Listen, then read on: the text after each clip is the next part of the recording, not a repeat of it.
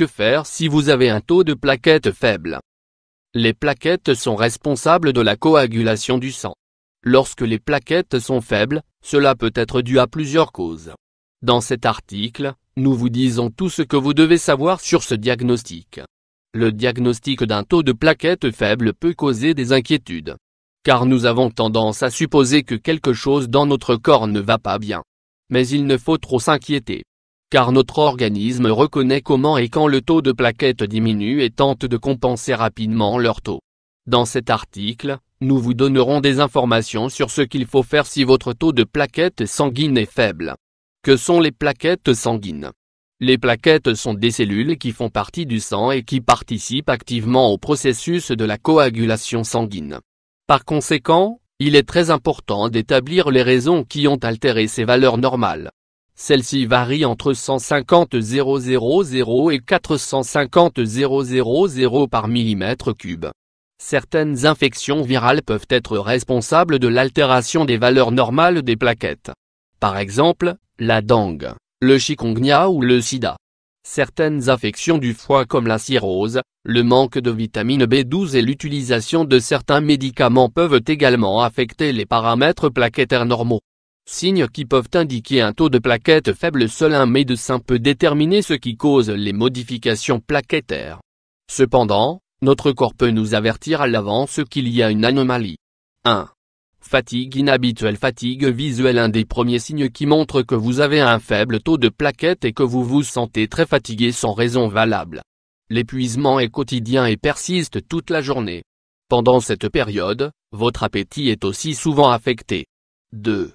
Éruption cutanée et ecchymose. Les éruptions cutanées peuvent aussi être un autre signe d'un taux de plaquettes faible. Celles-ci apparaissent généralement sur le dos, le torse et les bras. Elles se distinguent facilement par leur forme ronde caractéristique et leur couleur rougeâtre ou pourpre. Dans les cas où l'altération des valeurs plaquettaires normales n'a pas été déterminée à temps, des ecchymoses apparaissent également avec beaucoup de facilité. Même si vous n'avez pas été touché. 3. Douleurs musculaires. Une autre indication qui peut survenir lorsque vous avez un taux de plaquettes faible est la douleur musculaire aiguë, avec une difficulté éventuelle à faire des mouvements. Il en résulte aussi souvent un plus grand sentiment d'épuisement et de faiblesse en général. Que faire si vous avez un taux de plaquettes faible? Si vous présentez les symptômes énumérés ci-dessus, vous devriez consulter votre spécialiste qui vous informera des tests de laboratoire appropriés. Une fois qu'il a été déterminé que vous avez des plaquettes faibles, il est conseillé, en plus de ce qui est indiqué par votre médecin, d'adopter une alimentation équilibrée.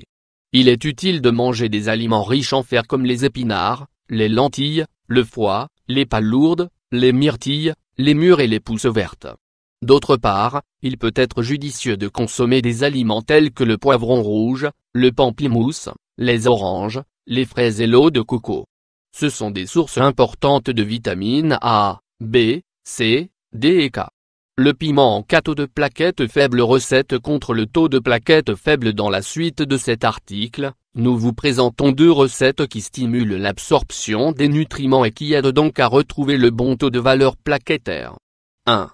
Smoothie riche en fer. Ingrédients: 5 goyaves mûres, 450 g, 1 piment rouge, 200 g, 1 verre d'eau minérale ou bouillie, 250 ml. Préparation: lavez les goyaves et le piment.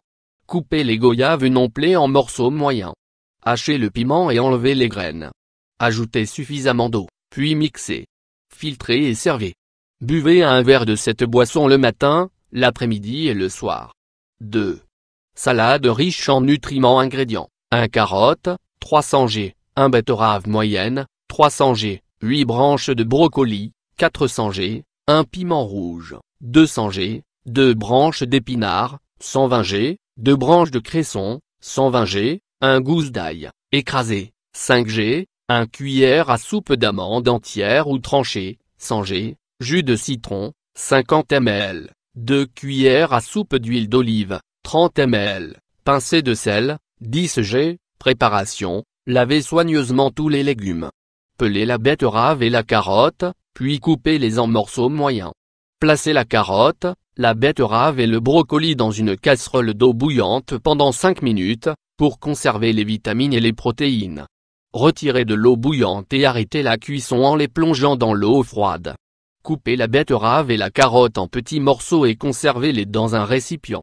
Tranchez le piment en lanières et ajoutez-le à la carotte et à la betterave. Coupez les épinards et le cresson en tranches moyennes et ajoutez-les au récipient.